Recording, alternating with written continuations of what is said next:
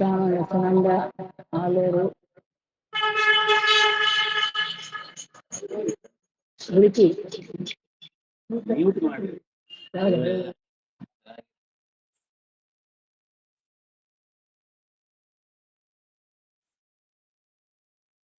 ಬ್ರಾಹ್ಮಣ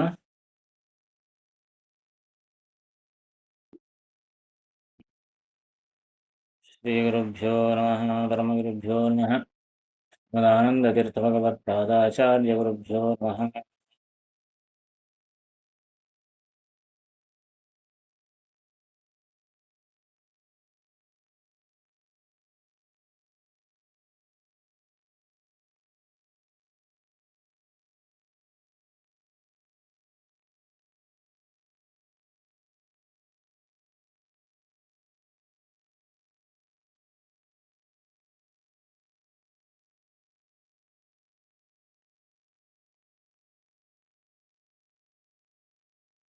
ಪತ್ತನೇದು ಮನುವು ಮಾಶ ಸುಭಕ್ಷ್ಯದೊಳು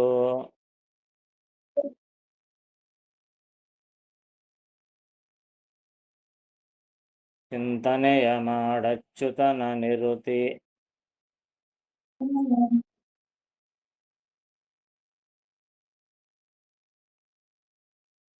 ಮನೆಯನಿ ಪಲವಣದೊಳು ಮರೆಯದೆ ಶ್ರೀ ಜನಾರ್ದನನ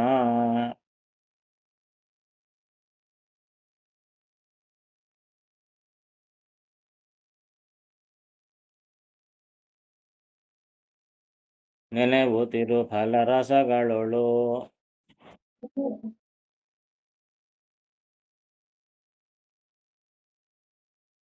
ಪ್ರಾಣನ ಉಪೇಂದ್ರನ ವೀಳ್ಯದೆಲೆಯೊಳು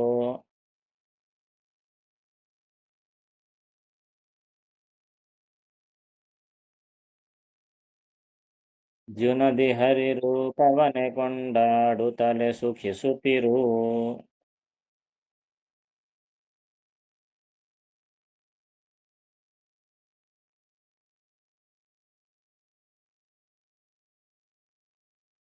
ಇನ್ನೂ ಕೆಲವು ಪದಾರ್ಥಗಳಲ್ಲಿ ಭಗವದ್ ರೂಪಗಳನ್ನು ಹೇಳ್ತಾ ಇದ್ದಾರೆ. ಮನುವು ಮಾಶ ಸುಭಕ್ಷ್ಯದೊಳು ಚಿಂತನೆಯ ಮಾಡು ಅಚ್ಯುತನ. ಮನುವು ಮನು ಅಂತಂದರೆ ಸ್ವಯಂಭೂ ಮನು ಅಂತ ಅರ್ಥ. ಯಾವ ಮನು ಅಂತ ಹೇಳದೆ ಹೋದರೆ ಮೊದಲನೇ ಮನು ತಗೊಳ್ಬೇಕು, ಅಂದರೆ ಸ್ವಯಂಭೂ ಮನು. ಹಾಗೆ ಸ್ವಯಂಭೂ ಮನುವನ್ನು ಮಾಶ ಸುಭಕ್ಷ್ಯದೊಳು, ಮಾಶಗಳಿಂದ ಮಾಡುವ ಉದ್ದಿನ ಭಕ್ಷ್ಯಗಳಲ್ಲಿ ಅಲ್ಲಿ ಸ್ವಯಂಭೂಮನವನ್ನು ಚಿಂತನೆ ಮಾಡಬೇಕು. ಅಲ್ಲಿ ಅಚ್ಯುತನ, ಅಲ್ಲಿ ಅಚ್ಯುತ ರೂಪ ನಿಯಾಮಕ ಅಂತ ಚಿಂತನೆ ಮಾಡಬೇಕು. ನಿವೃತ್ತಿ ಮನೆಯನಿಪ ಲವಣದೊಳು ಮರೆಯದೆ ಶ್ರೀ ಜನಾರ್ದನನ. ನಿವೃತ್ತಿ ಮನೆ, ನಿವೃತ್ತಿಯ ಮನೆ. ನಿವೃತ್ತಿ ಅಂತಂದರೆ ನಿವೃತ್ತಿ ಲೋಕದ ನಿವೃತ್ತಿ ಕೋಣದ ಅಭಿಮಾನಿ ದೇವತೆ ಲೋಕಪಾಲ. ಅಷ್ಟದಿಕ್ಪಾಲಕರಲ್ಲಿ ನಿವೃತ್ತಿ ಕೋಣಕ್ಕೆ, ನಿವೃತ್ತಿ ಮೂಲಿಗೆ ಅಭಿಮಾನಿಯಾದವನು, ನಿಯಾಮಕನಾದವನು ನಿವೃತ್ತಿ. ಆ ನಿವೃತ್ತಿ ಮನೆ ಯಾವುದು ಅಂದರೆ ಲವಣ. ಲವಣ ಅಂದರೆ ಉಪ್ಪು. ನಿವೃತ್ತಿ ಮನೆಯ ನೆಪ ಲವಣ ಅಂದರೆ ಲವಣ ಎಂಬುದು ನಿವೃತ್ತಿಯ ಮನೆ. ಅಂದರೆ ಅರ್ಥ ಏನು? ಲವಣದಲ್ಲಿ ನಿವೃತ್ತಿ ಇರ್ತಾನೆ ಅಂತ ಅರ್ಥ. ಅವನ ಮನೆ ಅಂದರೆ ಏನಂತ ಅರ್ಥ? ಅದರಲ್ಲಿ ಇರ್ತಾನೆ ಅಂತ ಅರ್ಥ. ಮರೆಯದೆ ಶ್ರೀ ಜನಾರ್ದನನ, ಅಲ್ಲಿ ಮರೆಯದೆ ಯಾರನ್ನ ನೆನೆಯಬೇಕು? ಜನಾರ್ದನನ, ಜನಾರ್ದನ ರೂಪವನ್ನು ಅಲ್ಲಿ ನೆನೆಯಬೇಕು. ನೆನವುತಿರು ಫಲರಸಗಳೊಳು ಪ್ರಾಣನ ಉಪೇಂದ್ರನ. ಫಲರಸಗಳಲ್ಲಿ ರಸಾಯನ ಸ್ವೀಕರಣೆ ಇತ್ಯಾದಿಗಳು. ಫಲರಸಗಳಲ್ಲಿ ಯಾರು? ಪ್ರಾಣ. ಯಾವ ಪ್ರಾಣ ಹೇಳಿದರೆ ಅಹಂಕಾರಿಕ ಪ್ರಾಣ ಅಂತ ತಗೊಳ್ಬೇಕು. ಅಹಂಕಾರಿಕ ಪ್ರಾಣನನ್ನು ಅಲ್ಲಿ ನೆನೆಯಬೇಕು. ಅಲ್ಲಿ ಉಪೇಂದ್ರ ರೂಪಿ ಭಗವಂತನ ರೂಪವನ್ನು ಧ್ಯಾನಿಸಬೇಕು. ವೀಳ್ಯದೆಲೆಯೊಳು ದ್ಯುನದಿ, ವೀಳ್ಯದೆಲೆಯಲ್ಲಿ ದೇವನದಿ. ದ್ಯುನದಿ ಅಂದರೆ ಆಕಾಶಗಂಗಾ. ಗಂಗಾ ನದಿಯನ್ನು ಧ್ಯಾನ ಮಾಡಬೇಕು. ಅಲ್ಲಿ ಹರಿರೂಪವನೆ ಕೊಂಡಾಡುತ್ತಲೇ ಸುಖಿಸುತ್ತಿರು. ಅಲ್ಲಿ ಶ್ರೀಹರಿ ರೂಪ, ಗಂಗೆಯಲ್ಲಿ ಹರಿರೂಪವನ್ನು ಕೊಂಡಾಡುತ್ತಾ ಸುಖಿಸುತ್ತಿರು, ಸಂತೋಷ ಪಡುತ್ತಿರು. ಈ ರೀತಿಯಾಗಿ ಮಾಶಭಕ್ಷಗಳಲ್ಲಿ ಸ್ವಯಂಭೂಮನು, ಅಲ್ಲಿ ಅಚ್ಯುತ, ಮತ್ತು ಉಪ್ಪಿನಲ್ಲಿ ನಿವೃತ್ತಿ, ಅಲ್ಲಿ ಜನಾರ್ದನ, ಫಲರಸಗಳಲ್ಲಿ ಅಹಂಕಾರಿಕ ಪ್ರಾಣ, ಅಲ್ಲಿ ಉಪೇಂದ್ರ, ವಿಳೆದೆಲೆಗಳಲ್ಲಿ ಗಂಗಾ, ಅಲ್ಲಿ ಹರಿ. ಈ ರೀತಿಯಾಗಿ ಧ್ಯಾನಿಸಬೇಕು ಅಂತ ಹೇಳ್ತಾ ಇದ್ದಾರೆ.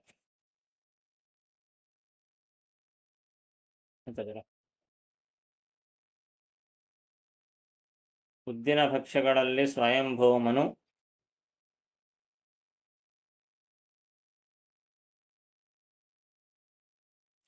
ಉದ್ದಿನ ಭಕ್ಷ್ಯಗಳಲ್ಲಿ ಸ್ವಯಂಭೂಮನು ಅಭಿಮಾನಿ.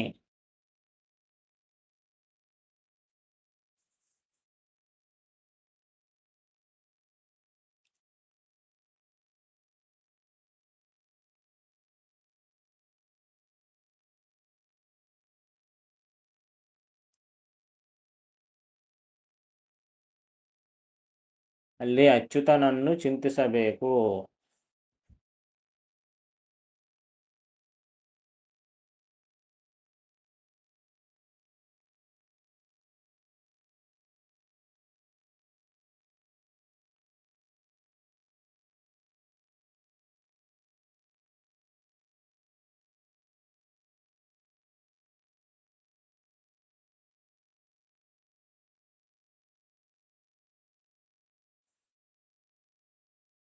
ಲವಣವು ನಿವೃತ್ತಿಯ ಮನೆ.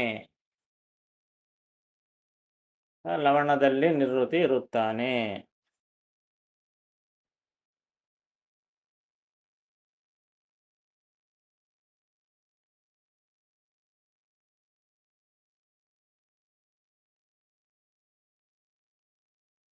ಅಲ್ಲಿ ಜನಾರ್ದನನನ್ನು ತಪ್ಪದೆ ನೆನೆಯಬೇಕು.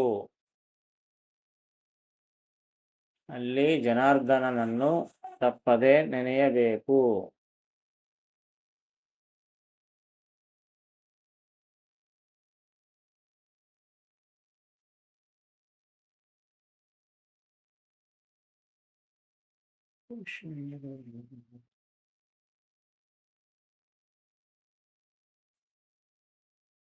ಫಲರಸಗಳಲ್ಲಿ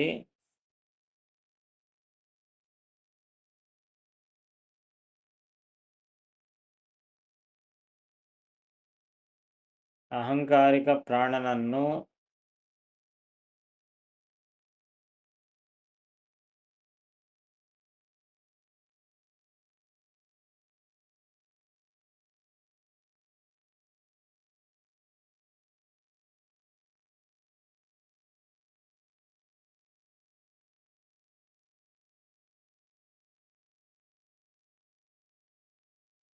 ಅಲ್ಲಿ ಉಪೇಂದ್ರನನ್ನು ಚಿಂತಿಸಬೇಕು.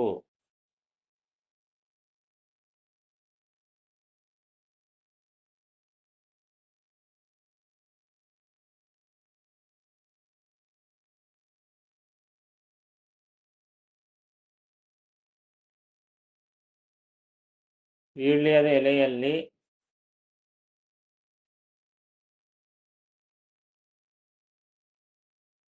ಗಂಗೆಯನ್ನು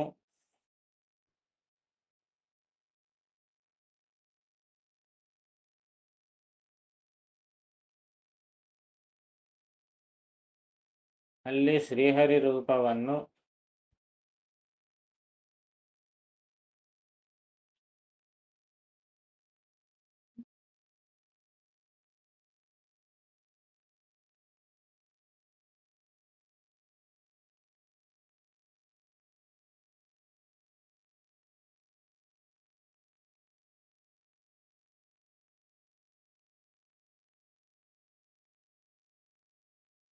ಕೊಂಡಾಡುತ್ತಾ ಸುಖಿಸಬೇಕು.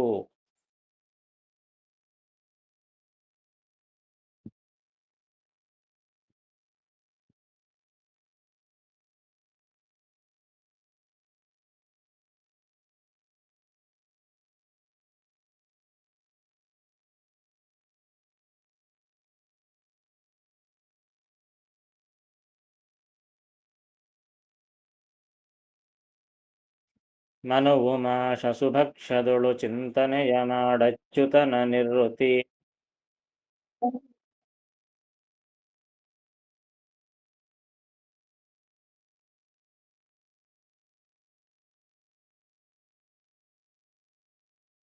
ಮನೆಯನಿಪ ಲವಣದೊಳು ಮರೆಯದೆ ಶ್ರೀ ಜನಾರ್ದನನ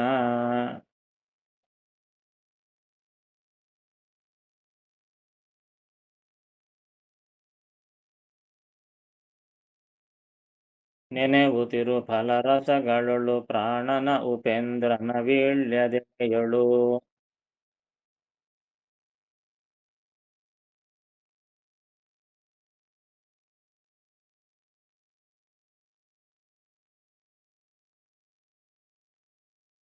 ಯುನದಿ ಹರಿರೂಪವನೆ ಕೊಂಡಾಡುತ್ತರೆ ಸುಖಿಸುತ್ತಿರು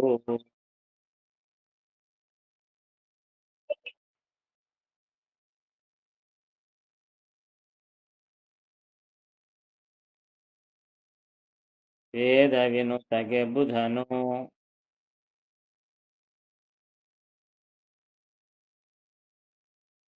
ಸುಸ್ವಾದೋದಕಾಧಿಪನೆನಿಸಿಕೊಂಬನು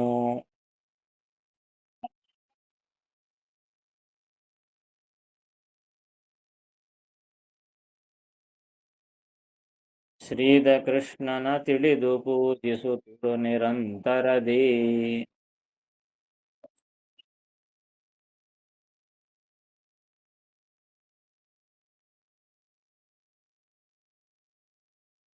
ಸಾಧು ಕರ್ಮ ಪುಷ್ಕರನು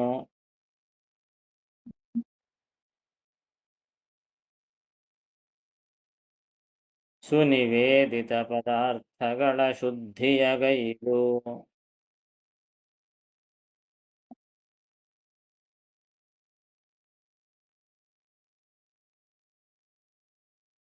ಗೈಸುತ ಹಂಸ ನಾಮಕ ಗರ್ಪಿಸುತ್ತ ಲಿಪ್ಪ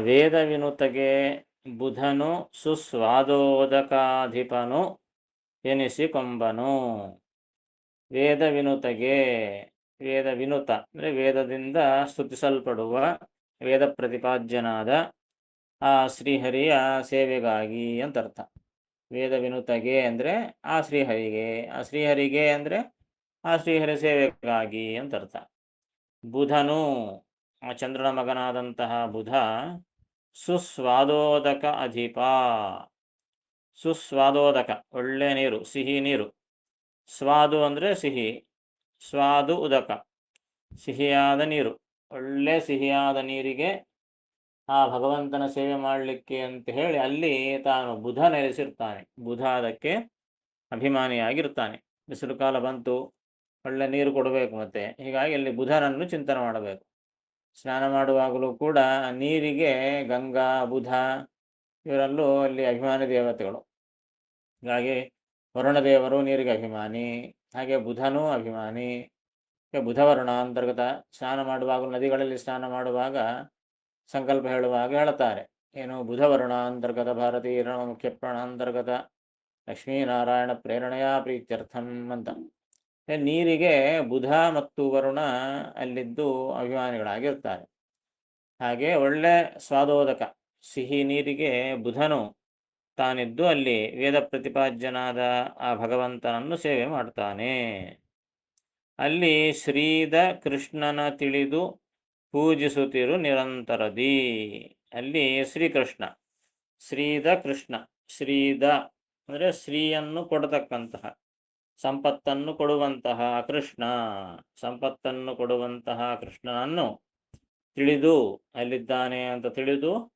ಪೂಜಿಸುತ್ತಿರು ನಿರಂತರದಿ ಯಾವಾಗಲೂ ನೀನು ಪೂಜಿಸುತ್ತಾ ಇರು ಸುಮ್ಮನೆ ಈ ನಾಮಗಳನ್ನು ಏನೋ ನಾಮಗಳು ಭಗವದ್ರೂಪ ಹೇಳ್ತಾ ಹೋಗ್ತಿದ್ದಾರೆ ಅಂತ ಅನಿಸ್ತದೆ ಆದರೆ ಅದನ್ನು ಲೈನೇ ಬರಿತಾ ಹೋದಾಗ ಇಲ್ಲಿ ಒಂದು ವಿಷಯ ನಮಗೆ ಗೊತ್ತಾಗ್ತದೆ ಏನಂತೆಲ್ಲ ಆರ್ಡರ್ ಪ್ರಕಾರ ಹಿಡ್ಕೊಂತ ಬಂದ ಅಂತ ಮೊದಲಿಂದ ಕೇಶವ ನಾರಾಯಣ ಮಾಧವ ಗೋವಿಂದ ವಿಷ್ಣು ಮಧುಸೂದನ ತ್ರಿವಿಕ್ರಮ ಹೀಗಾಗಿ ಅನ್ನಮಾನಿ ಶಶಾಂಕನೊಳು ಅಲ್ಲಿಂದ ಪ್ರಾರಂಭ ಮಾಡಿದರು ಒಳ್ಳೆಯಲ್ಲಿ ಕೇಶವ, ಆರ್ಡರ್ ನೋಡ್ತಾ ಹೋದರೆ ನಾರಾಯಣ, ಮಾಧವ, ಗೋವಿಂದ, ವಿಷ್ಣು, ಮಧುಸೂದನ, ತ್ರಿವಿಕ್ರಮ, ಹಿಂಗೆ ಆ ಲೈನ್ನ ಎಳ್ಕೊಂತ ಬಂದರು. ಕೊನೆಗೆ ಇಲ್ಲಿ ಕೃಷ್ಣ, ಹರಯೇ ನಮಃ, ಶ್ರೀಕೃಷ್ಣಾಯ ನಮಃ.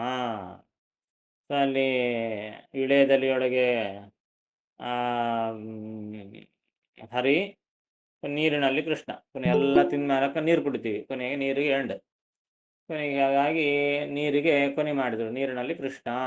ಅಲ್ಲಿಗೆ ಊಟ ಆಯಿತು. ಹೀಗಾಗಿ ಆ ಕೇಶವನಿಂದ ಮೊದಲು ಮಾಡಿಕೊಂಡು ಕೃಷ್ಣನವರೆಗೂ ಆ ರೂಪಗಳನ್ನು ಇಲ್ಲಿ ತಿಳಿಸ್ಕೊಡ್ತಾ ಇದ್ದಾರೆ. ಕೊನೆಗೆ ಬುಧ, ಅಲ್ಲಿ ಶ್ರೀಕೃಷ್ಣ. ಈ ರೀತಿಯಾಗಿ ನಿರಂತರದಿ ತಿಳಿದು ಪೂಜಿಸುತ್ತಿರು. ಇನ್ನು ಇವೆಲ್ಲ ಮಾಡಬೇಕು ಅಂದರೆ ಇವೆಲ್ಲ ಸತ್ಕರ್ಮಗಳು. ಈ ಮಾಡತಕ್ಕಂತಹವೆಲ್ಲ ಸತ್ಕರ್ಮಗಳು.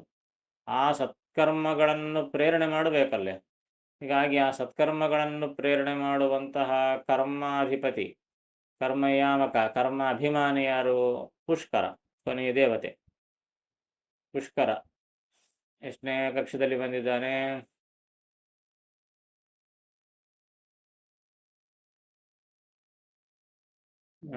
ಆ ಪುಷ್ಕರ ಅಂತೇನಿದ್ದಾನಲ್ಲ, ಆತ ಕರ್ಮಾಭಿಮಾನಿ ಪುಷ್ಕರ. ನಾವು ಮಾಡುವಂತಹ ಸತ್ಕರ್ಮಗಳಿಗೆಲ್ಲ ಪುಷ್ಕರ ನೋಡಿ. ಪುಷ್ಕರ ಕೊನೆಯ ದೇವತೆ. ಆ 26ನೇ ಕಕ್ಷದಲ್ಲಿರತಕ್ಕಂಥ ಮಹಾನುಭಾವ ಆ ಸಣ್ಣ ದೇವತೆ, ಹೆಸರಿಗೆ ಸಣ್ಣ ದೇವತೆ ಅಂತ. ಆದರೆ ನಾವೆಲ್ಲರೂ ಎಷ್ಟು ಅನಂತ ಜೀವರು ಮಾಡತಕ್ಕಂತಹ ಆ ಎಲ್ಲ ಸತ್ಕರ್ಮಗಳಿಗೆ ಆ ಮಹಾನುಭಾವ ತಾನು ಅಭಿಮಾನಿಯಾಗಿದ್ದಾನೆ. ಎಷ್ಟು ದೊಡ್ಡ ಸೇವೆ ನೋಡ್ರಿ ಆತಂದು. ಹೀಗಾಗಿ ಸಾಧು ಕರ್ಮಪ ಪುಷ್ಕರನು. ಆ ಸಾಧು ಕರ್ಮಗಳಿಗೆ, ಸತ್ಕರ್ಮಗಳಿಗೆ ಅಭಿಮಾನಿಯಾದಂತಹ ಪುಷ್ಕರ ಏನು ಮಾಡ್ತಾನೆ? ಸುನಿವೇದಿತ ಪದಾರ್ಥಗಳ ಶುದ್ಧಿಯ ಗೈಸುತ ಹಂಸ ನಾಮ ಕರ್ಪಿಸುತ್ತಲಿಪ್ಪ. ಆ ಸತ್ಕರ್ಮಗಳಿಗೆ ಅಭಿಮಾನಿಯಾದ ಪುಷ್ಕರ ಆ ಸುನಿವೇದಿತ ಪದಾರ್ಥಗಳ, ಆ ನೈವೇದ್ಯ ಮಾಡುವಂತಹ ಪದಾರ್ಥಗಳನ್ನು ಶುದ್ಧಿಯಗೈದು, ಅದನ್ನು ಶುದ್ಧಿ ಮಾಡಲಿಕ್ಕಾಗಿ ತಾನು ಅದರೊಳಗಿರ್ತಾನೆ. ಆ ದೇವರಿಗೆ ಸಮರ್ಪಣೆ ಮಾಡುವಂತಹ ಪದಾರ್ಥಗಳನ್ನು ಶುದ್ಧಿ ಮಾಡಲಿಕ್ಕಾಗಿ ತಾನಿದ್ದು ಅವುಗಳನ್ನು ಶುದ್ಧಿಗೈದು ಆ ಶುದ್ಧಿ ಮಾಡುತ್ತಾ ಹಂಸನಾಮಕ ಭಗವಂತನಿಗೆ ತಾನು ಅರ್ಪಣೆ ಮಾಡ್ತಾ ಇರ್ತಾನೆ. ಹಂಸನಾಮಕ ಪರಮಾತ್ಮ ಎಲ್ಲಿರ್ತಾನೆ ಹೇಳ್ರಿ ನಮ್ಮ ಶರೀರದಲ್ಲಿ?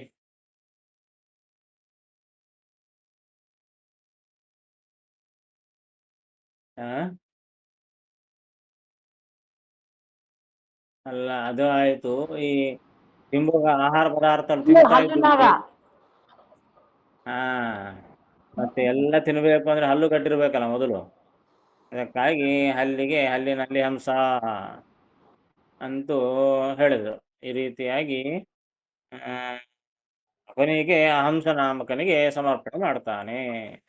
ನೈವೇದ್ಯ ಮಾಡುವಂಥ ಪದಾರ್ಥಗಳನ್ನು ಶುದ್ಧಿ ಮಾಡಿ ಚೆನ್ನಾಗಿ ತಿರ್ಲಿಕ್ಕೆ ಬರಬೇಕಲ್ಲ, ಅದಕ್ಕಾಗಿ ಆ ಹಂಸನಾಮಕ ಪರಮಾತ್ಮನಿಗೆ. ಇದು ಒಂದು ಸಾಧಾರಣವಾದ ಅರ್ಥ. ಇನ್ನು ಹಂಸ ಭಗವಂತ ಸನಕಾದಿಗಳಿಗೆಲ್ಲ ಉಪದೇಶ ಮಾಡಿದಂತಹ ಮೂಲ ರೂಪ. ಹೀಗಾಗಿ ಆ ಹಂಸನಾಮಕ ಭಗವಂತನಿಗೆ, ಹಂಸ ಅಂದರೆ ಶುದ್ಧ ಅಂತ ಅರ್ಥ ಒಟ್ಟಿಗೆ. ಹೀಗಾಗಿ ಆ ಶುದ್ಧನಾದ ಪರಮಾತ್ಮನಿಗೆ, ಹಂಸನಾಮಕ ಭಗವಂತನಿಗೆ ಎಲ್ಲವನ್ನೂ ಸಮರ್ಪಣೆ ಮಾಡ್ತಾ ಇರ್ತಾನೆ ಅಂತ ಚಿಂತಿಸಬೇಕು ಎಂಬ ಮಾತನ್ನು ಹೇಳುತ್ತಿದ್ದಾರೆ. ಅರ್ಥಾಯ್ತನ? ವೇದ ಪ್ರತಿಪಾದ್ಯನಾದ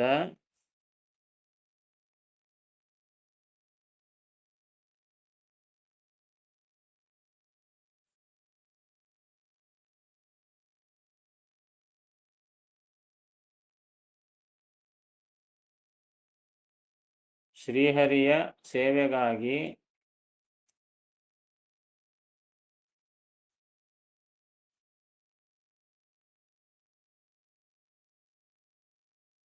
ಬುಧನು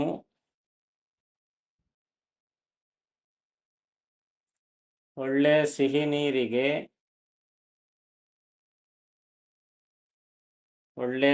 ನೀರಿಗೆ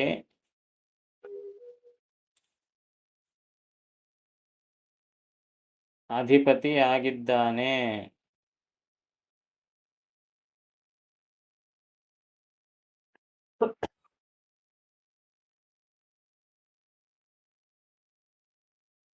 ಅಲ್ಲಿ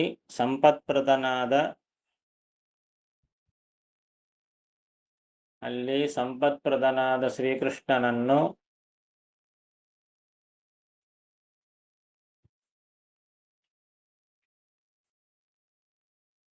ನಿಯಾಮಕನೆಂದು ತಿಳಿದು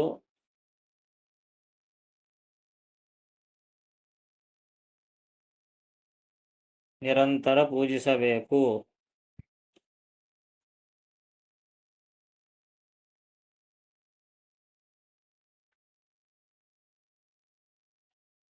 ಸತ್ಕರ್ಮಗಳಿಗೆ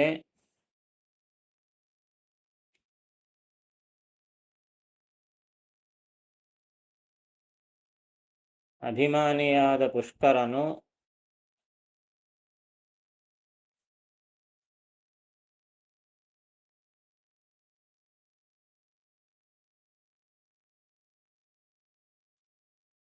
ದೇವರಿಗೆ ಸಮರ್ಪಿಸುವ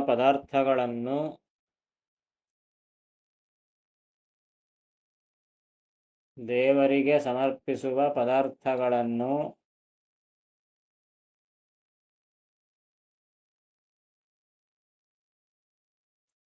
ಶುದ್ಧಿ ಮಾಡಿ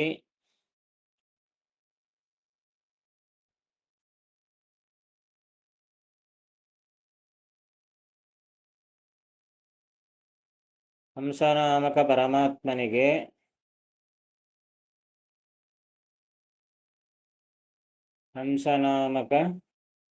ಪರಮಾತ್ಮನಿಗೆ ಸಮರ್ಪಿಸುತ್ತಾನೆ.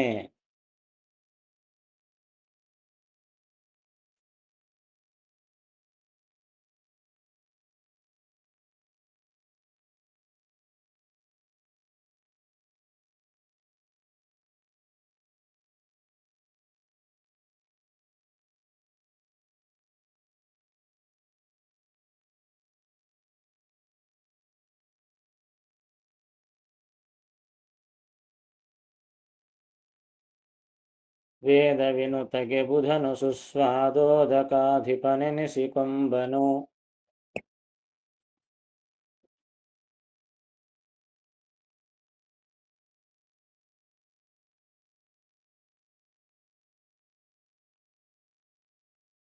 ಶ್ರೀಧಕೃಷ್ಣನ ತಿಳಿದು ಪೂಜಿಸುತ್ತಿರು ನಿರಂತರದಿ.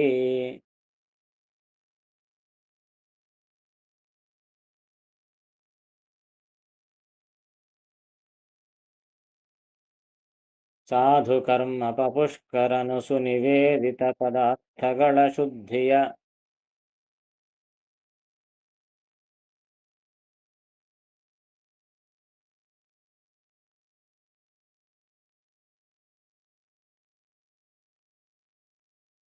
ಗೈಸುತ ಹಂಸನಾಮಕ ಗರ್ಪಿಸುತ್ತಲಿತ್ತ.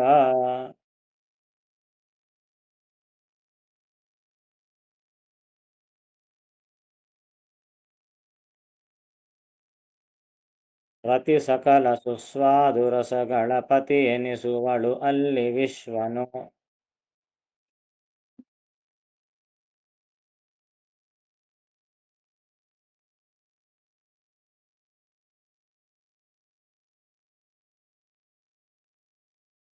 ಹುತವಾಹನ ಚುಲ್ಲಿಗಳೊಳಗೆ ಭಾರ್ಗವನ ಚಿಂತಿಪುದು.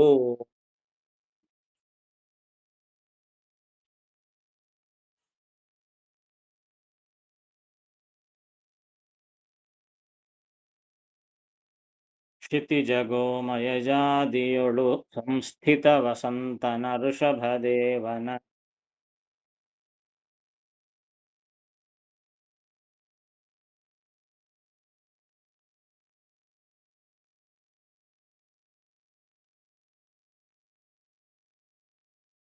ಸ್ತುತಿಸುತ್ತಿರು ಸಂತತ ಸದಾ ಸದ್ಭಕ್ತಿ ಪೂರ್ವಕದಿ.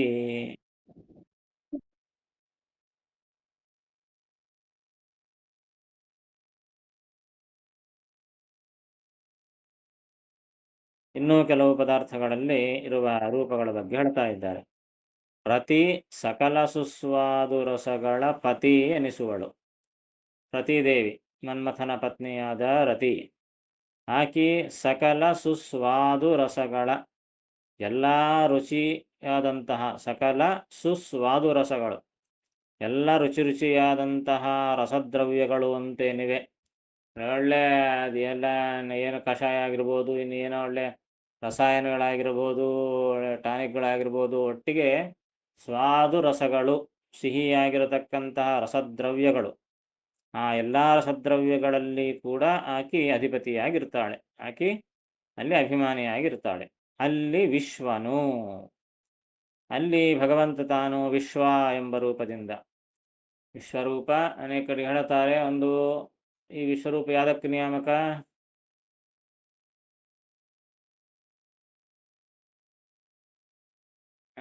ಯಾವುದಕ್ಕೆ ನಿಯಾಮಕ ಅಂತ ತಿಳ್ಕೊಂಡಿವಿ? ಜಾಗ್ರದ ಅವಸ್ಥಾ ನಿಯಾಮಕ ವಿಶ್ವ. ಎಲ್ಲಿರ್ತಾನೀತ? ಬೆಳಗಣ್ಣಿನಲ್ಲಿ ಇರ್ತಾನೆ. ಅದು ವಿಶ್ವರೂಪ. ಯಾವ ದೇವತೆಯಲ್ಲಿರ್ತಾನೆ? ಗಣಪತಿಯೊಳಗೆ ತಾನು ಗಜಮುಖನಾಗಿರ್ತಾನೆ. ಹೀಗಾಗಿ ಆ ವಿಶ್ವ ಇಲ್ಲಿರ್ತಾನೆ. ಅಂದರೆ ಆ ರತಿ ಅಂತರ್ಯಾಮಿಯಾಗಿ ಸಕಲ ಸ್ವಾದು ರಸಗಳನ್ನು ಅನುಭವಿಸಲಿಕ್ಕೆ. ಜಾಗೃತ ಅವಸ್ಥೆ ಅನೇಕ ರೂಪಗಳು, ಒಂದು ರೂಪ ಅನೇಕ ಪದಾರ್ಥಗಳಿಗೆ ಅಥವಾ ಅವಸ್ಥೆಗಳಿಗೆ ನಿಯಾಮಕವಾದ ರೂಪ ಇರ್ತದೆ. ಒಂದು ರೂಪ ಒಂದಕ್ಕೆ ಇರಬೇಕಂತೇನಿಲ್ಲ. ಹೀಗಾಗಿ ಎಲ್ಲ ಒಟ್ಟಿಗೆ ನಾವು ಜಾಗೃತ ಅವಸ್ಥೆಯಲ್ಲಿ ಏನೇನು ಅನುಭವಿಸ್ತೀವಿ ಆ ಎಲ್ಲದನ್ನು ಅನುಭವಿಸುವನು ಈ ವಿಶ್ವನಾಮಕ ಭಗವಂತ.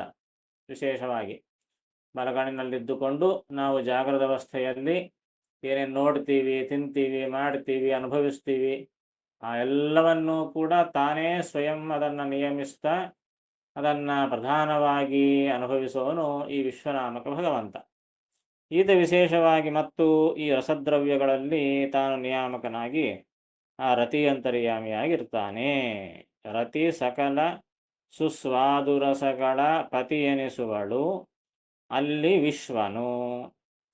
ಇನ್ನ ಹುತವಹನ ಚುಲ್ಲಿಗಳೊಳಗೆ ಭಾರ್ಗವನ ಚಿಂತಿಪುದು. ಎಲ್ಲಾದ್ರೆ ಮತ್ತು ಅಡಿಗೆ ಮಾಡ್ಲಿಕ್ಕೆ ಬೆಂಕಿ ಬೇಕು, ಬೆಂಕಿ ಇದಾದ್ರೆ ಹಂಗ ಒಲೆ ಇಲ್ಲ, ಎಲ್ಲ ಪದಾರ್ಥಗಳು ಬಂದವ, ಒಲಿ ಇಲ್ಲ, ಏನು ಅಡಿಗೆ ಮಾಡ್ತೀವಿ? ಅದಕ್ಕೆ ಅದ್ರ ಬಗ್ಗೆ ಹೇಳಿಲ್ಲ ಅಂದರೆ ಅದಕ್ಕೆ ಹೇಳ್ತಾರೆ ಹುತವಹನ ಚುಲ್ಲಿಗಳೊಳಗೆ. ಹುತವಹನ ಅಂದರೆ ಅಗ್ನಿ.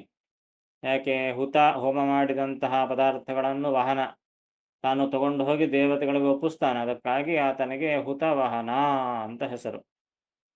ಅಂತ ಹುತವಹನಾದ ಆ ಅಗ್ನಿಯಲ್ಲಿ ಮತ್ತು ಚುಲ್ಲಿಗಳೊಳಗೆ, ಚುಲ್ಲಿ ಅಂತಂದರೆ ಒಲಿ, ಮತ್ತೆ ಇನ್ನು ಬೇರೆ ಅದ್ರಲ್ಲಿ ಮಾಡಿದ್ರೆ ಅದರಲ್ಲಿ ಪ್ರಧಾನವಾಗಿ ಒಲೆಯಲ್ಲಿದ್ದಾನದಕ್ಕಾಗಿ ಒಲೆಯಲ್ಲಿ ಅಡಿಗೆ ಮಾಡಬೇಕು ಅಂತ ಅರ್ಥ. ಆ ಒಲಿಗಳಲ್ಲಿ ಮತ್ತು ಅಗ್ನಿಯಲ್ಲಿ ಭಾರ್ಗವನ ಚಿಂತಿಪುದು. ಅದಕ್ಕೆ ಅಗ್ನ್ಯಂತರ್ಗತ ಭಾರತೀಯ ಪುರಾಣಾಂತರ್ಗತ ಹರಣೀಯಪತಿ ಪರಶುರಾಮ ಪ್ರೇರಣೆಯ ಪ್ರೀತ್ಯರ್ಥಂ ಅಂತ ಹೇಳುತ್ತಾರೆ ವೈಶ್ಯ ಮಾಡೋ ಕಾಲಕ್ಕೆ. ಅಗ್ನಿಯಲ್ಲಿ ಆ ಪರಶುರಾಮನನ್ನು ಚಿಂತಿಸಬೇಕು. ಹುತವಹನ ಮತ್ತು ಆ ಅಗ್ನಿ ಇರತಕ್ಕಂತಹ ಒಲಿ, ಅವುಗಳಲ್ಲಿ ಆ ನಿಯಾಮಕನಾಗಿ ಭಾರ್ಗವ, ಭೃಗುಕುಲೋತ್ಪನ್ನನಾದ ಪರಶುರಾಮ. ಭಾರ್ಗವ ಅಂದರೆ ಪರಶುರಾಮ ಅಂತ ಅರ್ಥ. ಭಾರ್ಗವರಾಮ ಪರಶುರಾಮನನ್ನು ಚಿಂತಿಸಬೇಕು. ಇನ್ನ ಕ್ಷಿತಿಜ ಗೋಮಯಜಾದಿಯೊಳು ಸಂಸ್ಥಿತ ವಸಂತನ. ಕ್ಷಿತಿಜ ಸರಿ ಆಯಿತು, ಬೆಂಕಿ ಆಯಿತು, ಒಲಿ ಆಯಿತು. ಆ ಬೆಂಕಿ ಬರಬೇಕು ಅಂದರೆ ಎಲ್ಲಿಂದ ಬರ್ತದೆ ಬೆಂಕಿ? ಅದಕ್ಕೆ ಇಂಧನ ಬೇಕಲ್ಲ. ಆ ಅಗ್ನಿ ಬರಬೇಕು ಅಂತಂದ್ರೆ ಇಂಧನ ಯಾವುದು? ಸುಡ್ಲಿಕ್ಕ ಗ್ಯಾಸ್ ರೀ ಅನ್ಬೇಡ್ರಿ. ಇಲ್ಲಿ ಏನಂತ ಹೇಳ್ತಿದ್ದಾರೆ? ಕ್ಷಿತಿಜ ಅಂದರೆ ಕಟ್ಟಿಗೆ ಅಂತ ಅರ್ಥ. ಕ್ಷಿತಿಜ, ಕ್ಷಿತಿ ಅಂದರೆ ಭೂಮಿ, ಕ್ಷಿತಿಜ ಭೂಮಿಯಲ್ಲಿ ಬೆಳೆಯೋದು ಅಂದರೆ ಕಟ್ಟಿಗೆ ಅಂತ ಅರ್ಥ. ಆ ಬೆಂಕಿಯನ್ನು ಹೊತ್ತಿಡ್ಲಿಕ್ಕೆ ಬೇಕಾದಂತಹ ಕ್ಷಿತಿಜ ಅಂದರೆ ಕಟ್ಟಿಗೆ. ಕ್ಷಿತಿಯ ಅಂದರೆ ಆ್ಯಕ್ಚುಲಿ ಗಿಡ ಅಂತ ಅರ್ಥ. ಆ ಗಿಡದಿಂದ ಬಂದಿರತಕ್ಕಂತಹ ಕಟ್ಟಿಗೆಗಳು ಅಂತ ಅರ್ಥ. ಕಟ್ಟಿಗೆ ಮತ್ತು ಗೋಮಯಜ, ಗೋಮಯಜ ಗೋಮಯದಿಂದ ಹುಟ್ಟಿದ್ದು. ಕುರುಳು ಮಾಡಿ ಅದರಿಂದನೂ ಅಡಿಗೆ ಮಾಡ್ತಿದ್ರಲ್ಲ, ಆ ಗೋಮಯದಿಂದ ಕುರುಳುಗಳು ಮಾಡಿ ಹಚ್ಚೋದು. ಹೀಗಾಗಿ ಅಂತಹ ಗೋಮಯಜ ಅಂದರೆ ಗೋಮಯದಿಂದ ತಯಾರಾಗಿರತಕ್ಕಂತಹ ಕುರುಳುಗಳಲ್ಲಿ ಸಂಸ್ಥಿತ ಇರತಕ್ಕಂತಹವನು ಯಾರು? ವಸಂತ. ವಸಂತ ನಾಮಕ ಅವನು ಯಾರು? ವಸಂತ ಋತುವಿಗೆ ನಿಯಾಮಕನಾದಂತಹವನು ವಸಂತ ಎಂಬ ದೇವತೆ. ಆ ವಸಂತನು ಈ ಕಟ್ಟಿಗೆಗಳಲ್ಲಿ ಮತ್ತು ಗೋಮಯದಿಂದ ತಯಾರಾದಂತಹ ಕುರುಳುಗಳಲ್ಲಿ ತಾನು ಇರ್ತಾನೆ. ಅಂತಹವನಲ್ಲಿ ಋಷಭದೇವನ, ಋಷಭನಾಮಕ ಭಗವಂತ ಅಲ್ಲಿ ನಿಯಾಮಕನಾಗಿರ್ತಾನೆ. ಋಷಭದೇವನ ತುತಿಸುತಿರು ಸಂತತ ಸದಾ ಸದ್ಭಕ್ತಿ ಪೂರ್ವಕದಿ.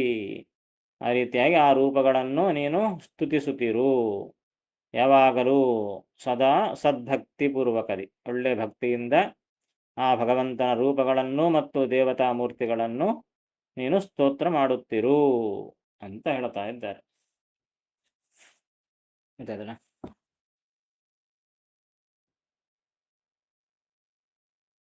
ಸಕಲ ರುಚಿಕರವಾದ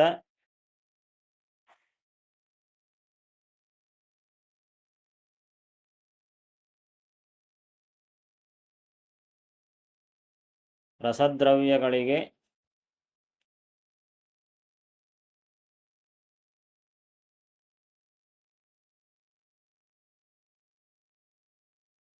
ರತಿದೇವಿ ಅಭಿಮಾನಿ.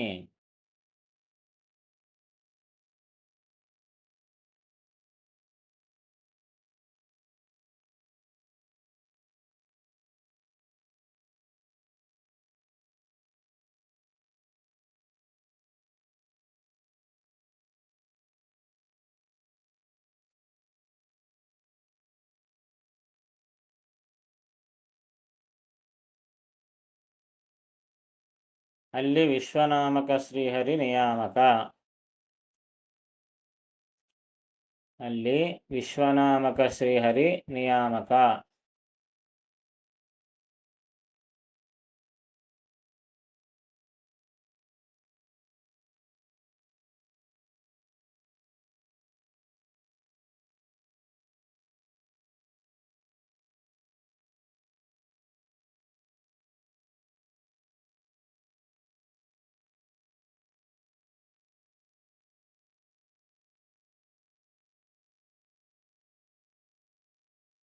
ಒಲೆಗಳಲ್ಲಿ ಅಗ್ನಿಯನ್ನು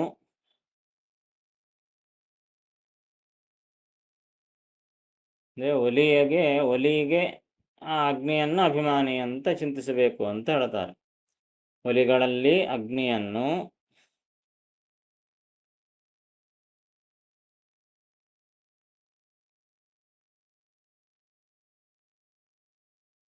ಅಲ್ಲಿ ಪರಶುರಾಮನನ್ನು ಚಿಂತಿಸಬೇಕು.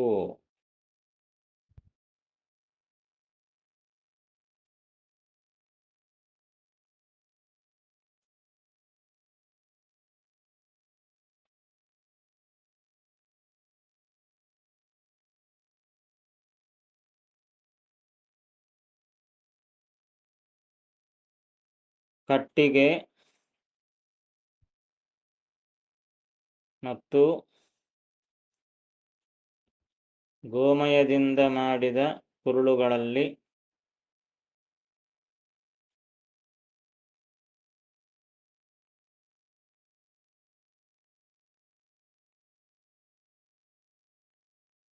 ವಸಂತನು ಅಭಿಮಾನಿ ದೇವತೆ.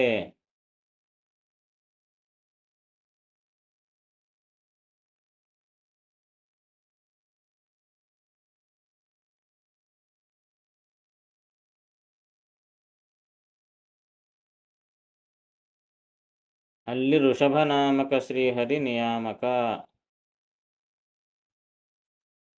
ಅಲ್ಲಿ ಋಷಭನಾಮಕ ಶ್ರೀಹರಿ ನಿಯಾಮಕ.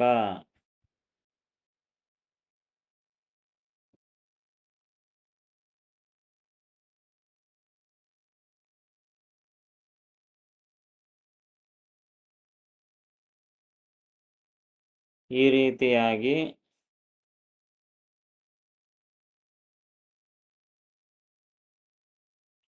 ಎಲ್ಲ ಕಾಲದಲ್ಲಿ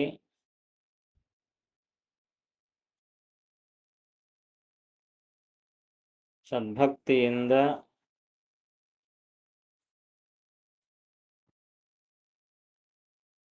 ಸ್ತುತಿಸಬೇಕು.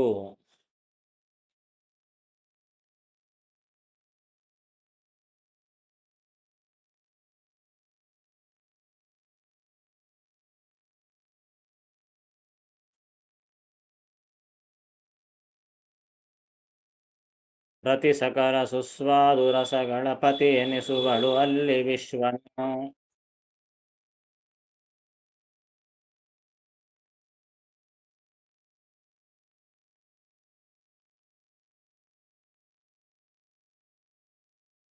ಹುತವಾಹನ ಚುಲ್ಲಿಗಳೊಳಗೆ ಭಾರ್ಗವನ ಚಿಂತಿಪುದು.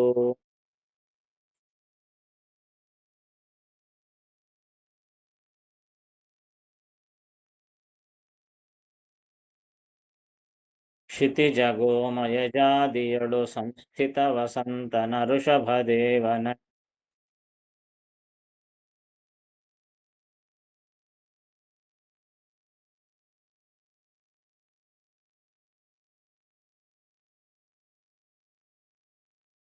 ಸ್ತುತಿಸುತ್ತಿರು ಸಂತತ ಸದಾ ಸದ್ಭಕ್ತಿ ಪೂರ್ವಕದಿ.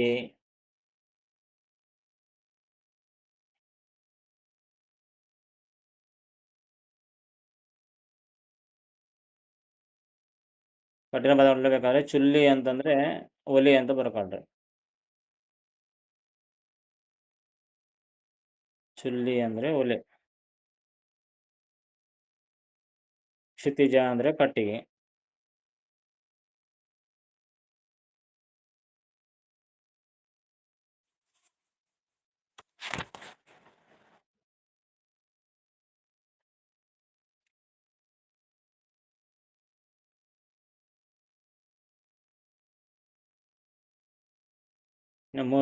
ಮುಸೋಣ ಅಂದ್ರೆ ಮುಸೋಣ.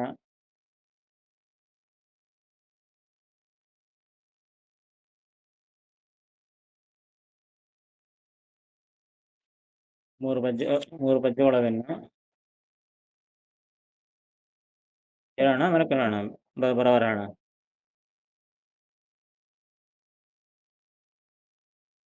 ಏನಂದ್ರಿ?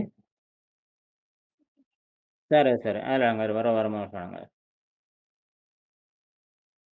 ನಮಃ. ಅರ್ಪಣಮಸ್ತು. ನಮಸ್ಕಾರ ಆಚಾರ್ಯ. ನಮಸ್ಕಾರ ಆಚಾರ್ಯ. ಹರೇ ಏನಮ್ಮ? ಸಂಸ್ಕೃತ ಪದ ಮತ್ತೆ ಅದು ಬಳಸಿಲ್ಲ, ಈ ಬಳಸುವ ಸಂದರ್ಭ ಬಂದಿಲ್ಲ, ಮತ್ತೆ ನೈವೇದ್ಯಕ್ಕ ಊಟಕ್ಕ ಬಳಸ್ತೀವಿ, ಅದಕ್ಕಾಗಿ ಇಲ್ಲಿ ಬಂದಿಲ್ಲ ಹೆಚ್ಚು. ಅದ ಸಂಸ್ಕೃತ ಪದ ಅದ. ಸಂಸ್ಕೃತ ಪದ ಮತ್ತೆ ಇಲ್ಲಿ ಬಳಸೋ ಸಂದರ್ಭ ಬಂದಿಲ್ಲ, ಅದಕ್ಕಾಗಿ ಬಂದಿಲ್ಲ ಅಷ್ಟೇ.